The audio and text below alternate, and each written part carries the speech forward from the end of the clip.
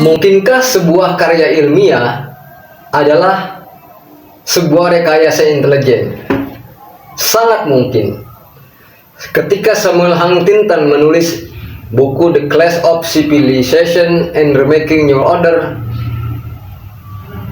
ternyata Samuel Huntington adalah tim think tanknya Gedung Putih Amerika. Assalamualaikum warahmatullahi wabarakatuh. Bismillahirrahmanirrahim. Ya Allah, ya Allah, ya Allahul A'zamul Jalilul Akbar, wa muhitun al makhluqi bil ajhar, wa kfina dhi syarra kulli dhi syarrin bi khalaqa wa quwwatikal akbar, bihaqqi bismillahil a'zamul jalilul akbar, la haula wa la quwwata illa billahil aliyyil azim. Bismillahirrahmanirrahim. Allahumma aghithna, Allahumma aghithna, Allahumma aghithna. Allahumma sholli ala ruhi Muhammadin fil arwah, wa sholli ala jasadi Muhammadin fil ajsad, wa sholli ala qabri Muhammadin fil qubur. Allahumma balligh ruha Muhammadin minni tahiyatan wa salama, amma ba'du. Selamat jumpa kembali di channel Kang Uyen. Seperti biasa, saya akan mencoba mengetengahkan tema-tema yang lagi hangat, sedang berkembang dan menjadi perhatian banyak orang. Kali ini saya masih akan menyoroti tema yang berkaitan dengan pembahasan banyak orang dan ramai di media sosial, yaitu tentang perdebatan keabsahan klan Ba'alawi. Kali ini saya akan memberi sebuah judul yang mungkin bisa menjadi bahan pemikiran kita semua, yaitu adakah operasi intelijen terjadinya kisruh klan Ba'alawi ini. Namun sebelum itu saya izinkan saya untuk membacakan beberapa teks hadis maupun Quran untuk mengingatkan Anda semua yang sedang berpolemik.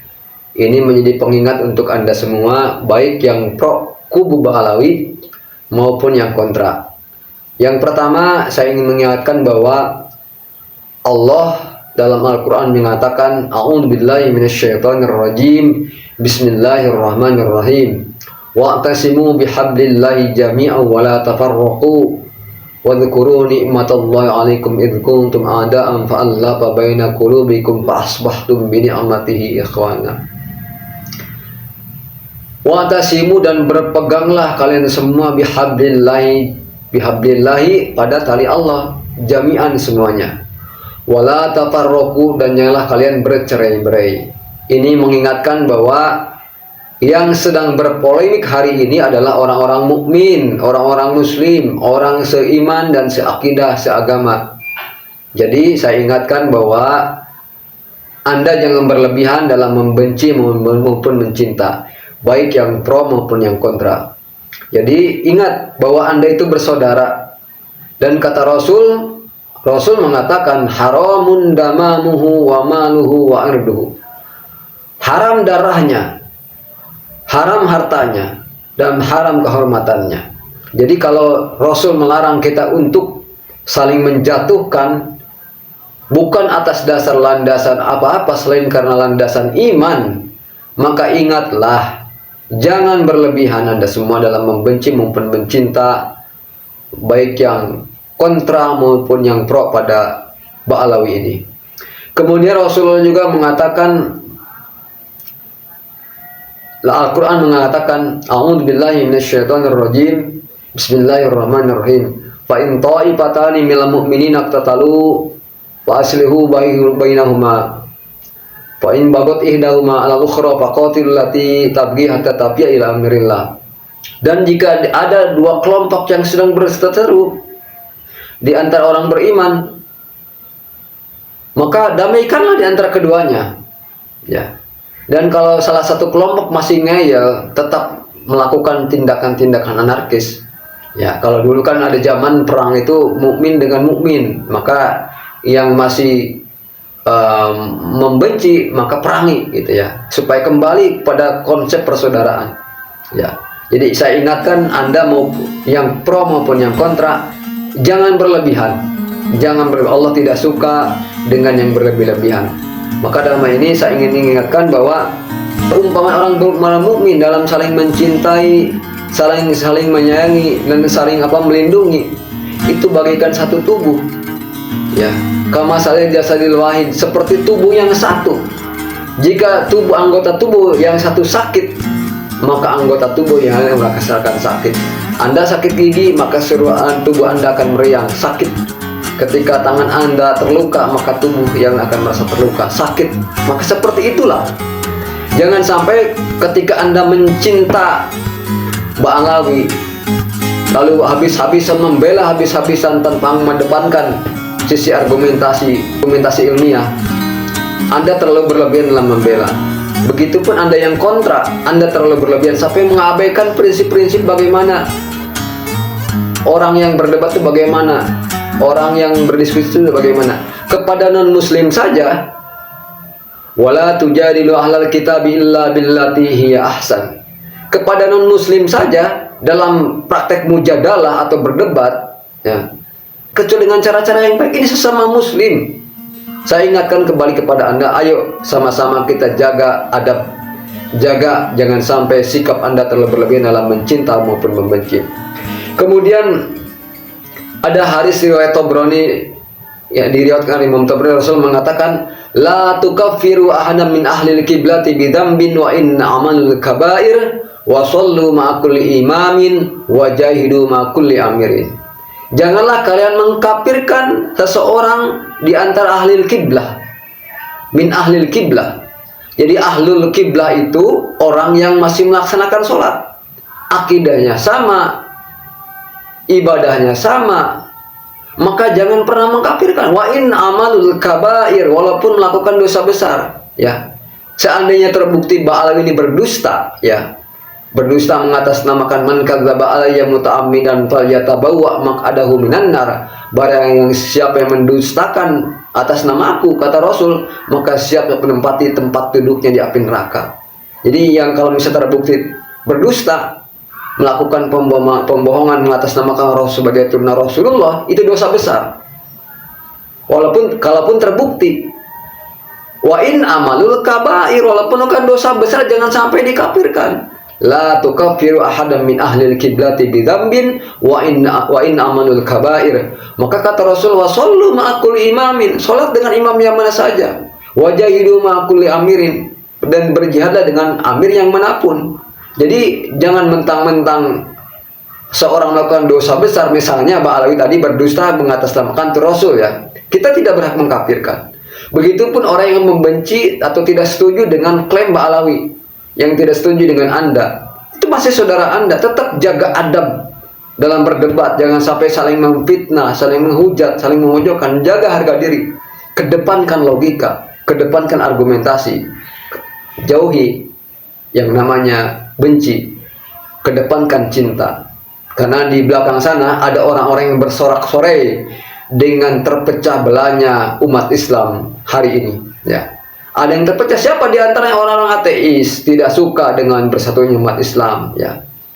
Tidak suka mereka dengan bersatunya umat Islam. Kemudian siapa? Yahudi internasional.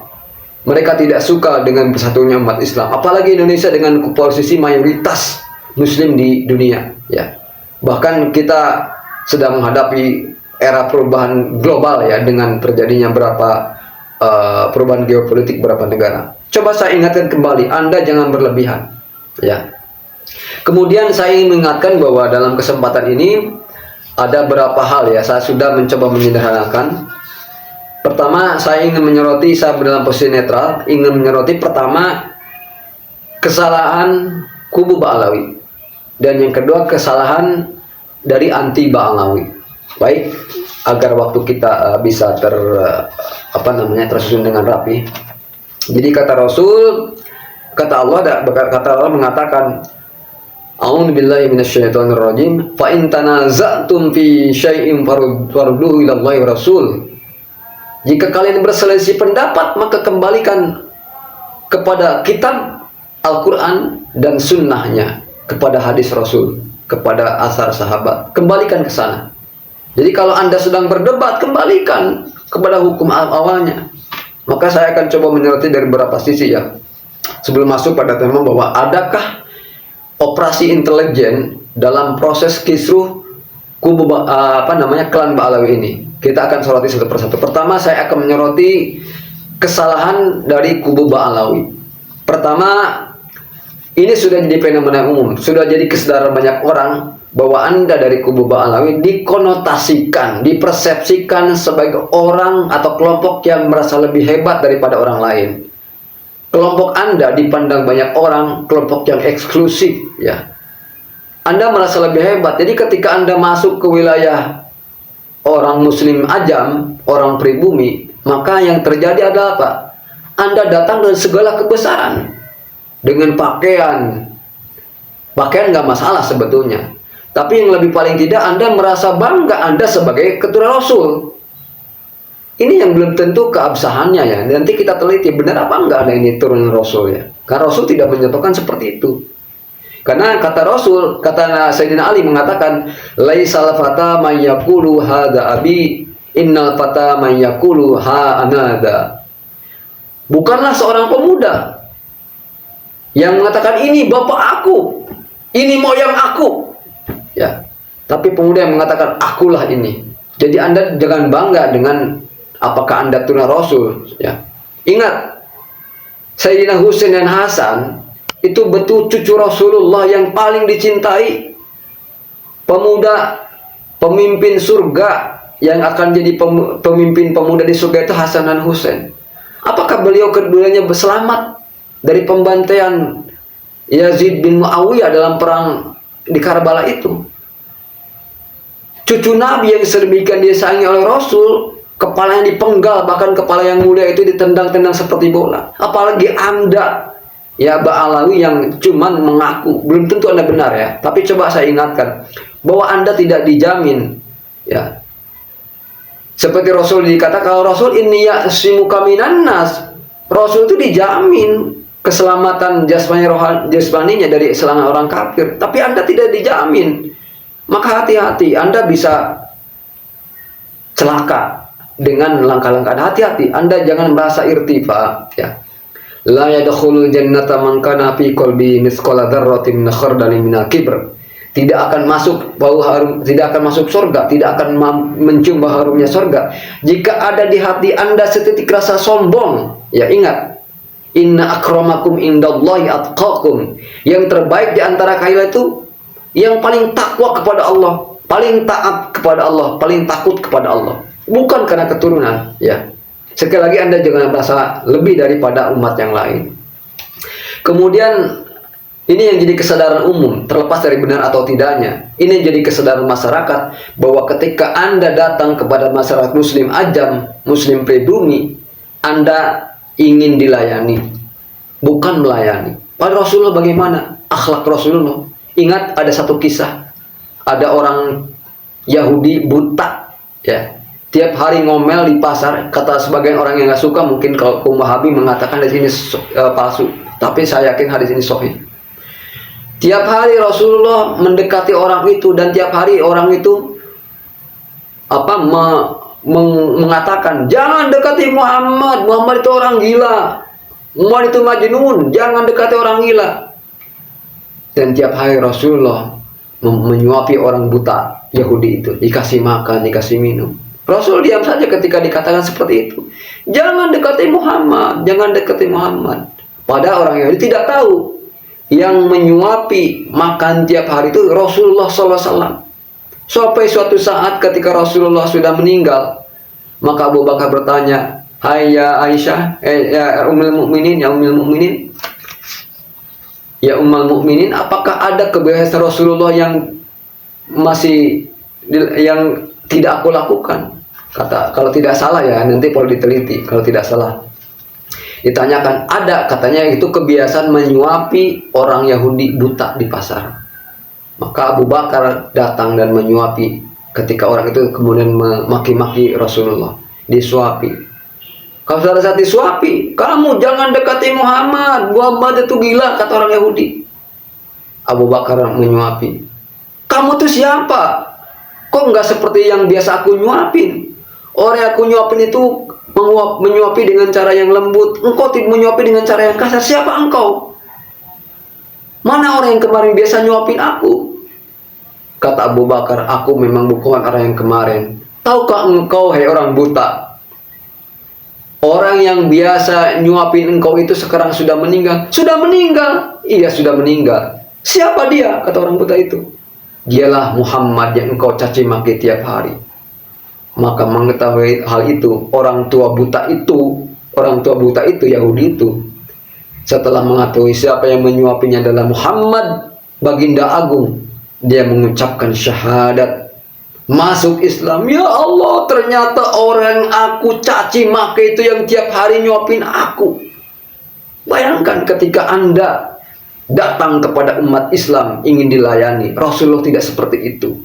Rasulullah melayani. Anda jangan minta dilayani. Dan Anda salah membiarkan. Mungkin Anda tidak menyukai, tapi Anda membiarkan. Bagaimana tangan Anda dicium. Kalau Anda yang punya hati yang lembut, sebaiknya Anda menghindari itu. Sampai kakinya dicuci kan. Ada yang seperti itu. Ada yang seperti itu kan.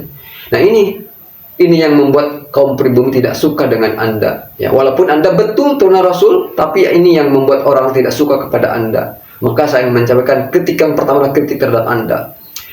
Kemudian yang ketiga selanjutnya, kesalahan dari kubu Alawi yang membuat orang-orang tidak suka adalah akhlakul karimah.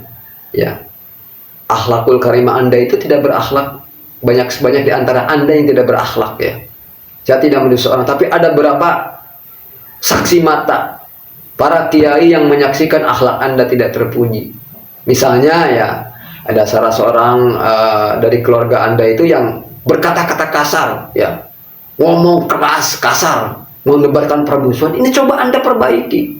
Orang tidak suka dengan itu. Ya, dalam Quran dikatakan bahwa Bismillahirrahmanirrahim. Fabima rahmatin minallahi lintalahum walau kunta faddan ghalidhal qalbi lam faddu min hawlik fa'fu anhum wastaghfir lahum wasyawirhum bil amr. Jika karena rahmat Allah lah engkau bersifat lemah lembut kepada mereka. Walau kunta faddan ghalidhal qalbi, sekiranya engkau keras dan bersikap kasar kepada mereka, mereka akan pergi menjauh. Ingat Allah di Al-Quran sudah mengingatkan, ketika Anda bersikap kasar, siapapun itu, bukan cuma Anda, siapapun orang muslim maupun non muslim, ketika orang bersikap kasar, maka tidak ada yang suka dengan Anda. Maka perbaiki ini. Dan mungkin yang membuat tidak baik itu mungkin bukan sebagian besar, tapi ada beberapa oknum nih yang seperti ini ya. Coba perbaiki. Jadi bagaimana Anda dicintai ya, Anda pun tidak bersikap layak untuk dicintai ya. Sebagian orang ya, mungkin sebagian banyak yang akhlaknya bagus. Kemudian ada lagi kelemahan Anda. Sampai Ceng Mujib, Kiai Haji Mujib yang di Garut itu mengatakan dalam beberapa video dikatakannya, dia itu seringkali diminta oleh kelompok-kelompok Ba'alawi itu datang ke pesantren beliau, meminta kambing, meminta apa, dipinta apa. Tapi diajak sholat nggak mau. Itu kan bukan akhlakul karimah ya. Ada berapa di antara anggota keluarga Anda, klan Anda yang seperti itu ya. Kalau percaya tanya sama Ceng Mujib, ulama Garut itu, ketua PWI Jabar itu ya, beliau itu bagaimana tahu betul karakter Anda ya. Jadi Anda tuh bukan menjadi pelayan, tapi minta dilayani sebagian Anda ya. Jangan tersinggung ketika saya ngomong kayak gini. Anda meminta bukan diberi kebanyakannya. Datang ke ini minta anu ya. Sebagai itu kan mencacati hal seperti itu. Kemudian tadi ya, Anda tidak rendah hati ya. Anda tidak rendah hati. Banyak dari Anda tuh yang sombong ya. Ingat, orang sombong itu tidak disukai. Sebaiknya Anda ketika ditanya, kedepankan adab, jangan merasa lebih baik, merasa lebih tahu dari yang lainnya. Nah kemudian untuk kubu pencinta habaib ya, jangan terlalu cinta ya, jangan terlalu cinta. Kata Rasul bagaimana? Ahbib habibaka haunamma asa ayyakuna baghidaka yawmamma wa abghid baghidaka ya haunamma asa ayyakuna habibaka yaumam ma. Cintailah orang yang kekasihmu itu, orang yang kau cintai itu sekedarnya saja, sebab siapa tahu nanti akan jadi suatu saat akan jadi yang paling kau benci. Wa abghid baghidaka haunam ma. Bencilah oleh kamu musuhmu atau yang kau benci itu dengan sekedarnya saja. Karena siapa tahu yang engkau benci suatu saat akan menjadi yang kau cintai. Tidak pernah tahu. Jadi banyak nih setelah perdebatan ini, yang tadinya Ba'alawiyin, pecinta muhibbin, banyak ya. Kita tahu Roma Irama, Bang Haji, kurang mendekatnya dengan Habib Rizik Syihab, bersahabat mereka.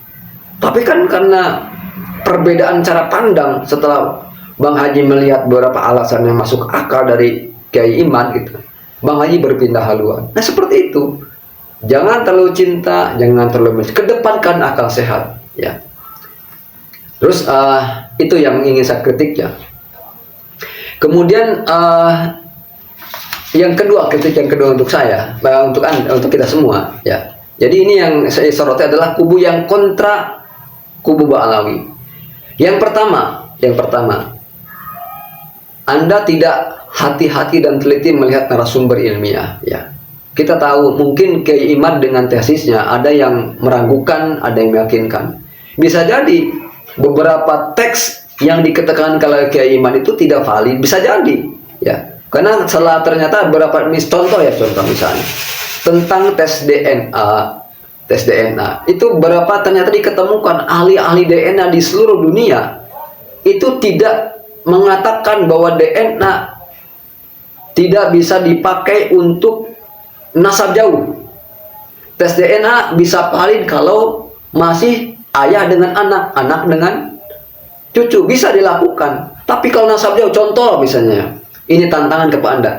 Bagaimana haplogrup G seorang perempuan dengan haplogrup G ini menikah dengan haplogrup J. Terus nanti anaknya haplogrupnya apa? Tidak bisa dipastikan karena persilangan perkawinan tadi. Maka bisa jadi tadinya orang Arab menikah dengan orang Indonesia, haplogrupnya adalah haplogrup apa? Baik itu laki-laki maupun perempuan, tidak bisa digeneralisir. Maka yang valid, ya, ternyata yang valid itu tes DNA bisa valid apabila anak dengan ayah atau dengan baru itu bisa valid. Lainnya tidak tahu karena percampuran tadi, ya. Kemudian terlalu benci, maka Allah yang kedua ingat kritik saya untuk Anda yang benci kubu Ba'alawi. Jangan sampai kebencian Anda, kata Al-Quran, A'udzubillahi minasyaitonirrajim, wala yajrimannakum syana'anu qaumin ana alla ta'dilu i'dilu wa aqrabu littaqwa. Dan janganlah kebencian kamu terhadap satu kaum mendorong kamu untuk berbuat tidak adil. I'dilu wa aqrabu littaqwa. Adillah. Jangan sampai kebencian Anda itu terlalu berlebih-lebihan. Ingat, ada yang lebih wajib kita pelihara selain masalah membenarkan satu kebohongan, membongkar satu kesalahan, yaitu adalah menjaga persaudaraan. Ingat, sekali lagi saya ingatkan kepada Anda yang pro maupun yang kontra, ada kelompok-kelompok yang senang dengan perseturuan ini. Siapa? Yahudi. Tentu saja Yahudi. Kenapa Yahudi? Ya, semua sekarang ahli-ahli ya mengetahui bahwa di belakang kejadian-kejadian besar tidak ada satupun yang tidak direkayasakan. Ya, ingat, ini sebuah postulat.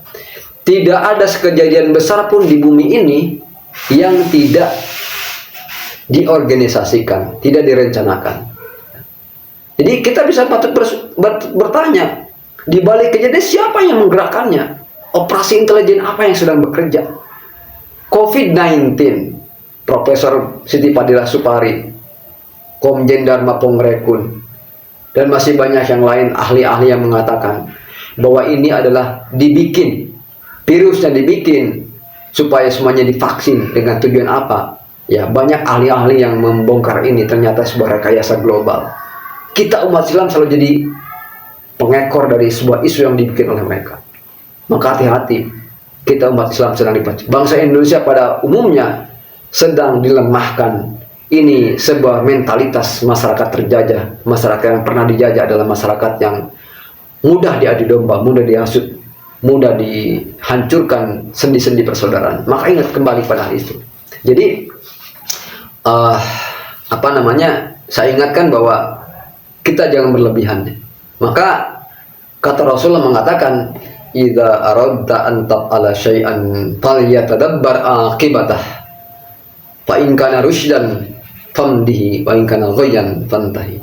Jika Anda ingin melakukan sebuah perkara, falyatadabbar aqibatah, maka teliti apa akibatnya. Fa in kana rusydan, sekiranya baik lakukan. Wa in kana ghayyan fantahi, jika ini kira-kira mador terlalu banyak. Ingat kaidah usul fikih. Kalau usul fikih apa kaidah usul fikih dikatakan? Menghindari mafsadat itu lebih utama ketimbang mengambil manfaat. Apa tuh kaidahnya, saya lupa lagi. Jadi kaidahnya itu ketika satu mafsadat, menghindari mafsadat itu lebih diutamakan ketimbang mengambil manfaat. Mafsadatnya besar dari ini ya. Yuk sama-sama kalau mau kita adakan debat ilmiah dalam forum yang netral. Kubu Ba'alawi ketengahkan dengan data yang valid, data yang bisa dipercaya. Dan sekarang kubu yang anti Ba'alawi silahkan datang dengan argumentasi, dan kita bertemu dalam diskusi yang saling menjaga perasaan, saling menghargai. Kalau Anda terbukti salah, kedua kubu yang kalah dalam diskusi silahkan mengalah. Jangan kekeh ya. Saran saya kepada Ba'alawi, seandainya Anda terbukti kalau Anda tidak benar, tidak sahih silsilah Anda, maka jangan habis-habisan melakukan apologi. Jangan habis-habisan. Orang tidak suka itu. Dan tahu nggak kenapa orang-orang tidak suka pada Anda, kelompok Anda? Karena sisi kesadaran alam bawah sadar kaum pribumi Anda usik. Ya. Coba Anda teliti. Manusia itu merasa tiap dirinya itu merasa istimewa ya. Merasa istimewa. Ketika Anda tampil dengan segala aksesoris yang Anda bawa, nama, keturunan, gelar, itu manusia manapun tidak suka seperti itu. Maka di alam bawah sadar, ketika ada pemantik yang bisa memicu ketidaksukaan itu, maka dia akan meledak. Ya, itu sisi psikologisnya. Jadi siapapun orang akan merasa unik. Saya akan merasa unik dengan diri saya. Saya akan merasa diri saya berharga. Begitupun dengan Anda. Ya, tiap orang pasti akan merasa unik dengan dirinya. Maka ketika posisi Anda merasa lebih dari diri saya, ya, saya pasti akan merasa pada saat tertentu akan memberontak itu. Dan ini harus Anda sadari. Jadi dari sisi intelijen seperti itu. Kemudian yang selanjutnya, ini bawa ke bahasan utama saya. Mungkinkah sebuah karya ilmiah adalah sebuah rekayasa intelijen? Sangat mungkin. Ketika Samuel Huntington menulis buku The Clash of Civilization and Remaking New Order, ternyata Samuel Huntington adalah tim think tanknya Gedung Putih Amerika. Kata Profesor Thomas Mayer, buku ini diciptakan sebagai prakondisi untuk menciptakan Islamofobia sebelum peristiwa 9/11 9 September yang terjadi pada tahun Obama pada saat menjadi presiden. Ya. Jadi buku ini, kalau kata Profesor Thomas Mayer, adalah prefaktum, prakondisi penciptaan fakta. Jadi sebelum peristiwa 9/11 itu, Amerika sudah menyiapkan konsep Islamofobia, antara perbenturan peradaban antara Amerika dan Barat dengan Islam. Itu menciptakan dulu perangkat ilmiahnya, seolah ilmiah. Oh benar, peristiwa 9/11 ini adalah hasil kerjaan umat Islam yang anti dengan Barat. Padahal buku tersebut diciptakan sebagai prakondisi untuk menciptakan isu seolah-olah umat Islam yang melakukan bom bunuh diri dengan menabrakkan pesawat ke gedung WTC pada peristiwa 9/11 pada waktu itu. Jadi sangat memungkinkan sebuah karya ilmiah merupakan hasil sebuah konspirasi intelijen Yahudi. Bisa jadi. Makanya kita hati-hati, saya tidak menuduh siapapun, tapi ini ada kemungkinan. Makanya jaga persatuan, jaga kesatuan bangsa Indonesia secara bersama-sama. Ayo, kita sama-sama menjaga keutuhan NKRI. Demikian yang saya paparkan. Allahul muwaffiq ila aqwamit thoriq. Assalamualaikum warahmatullahi wabarakatuh.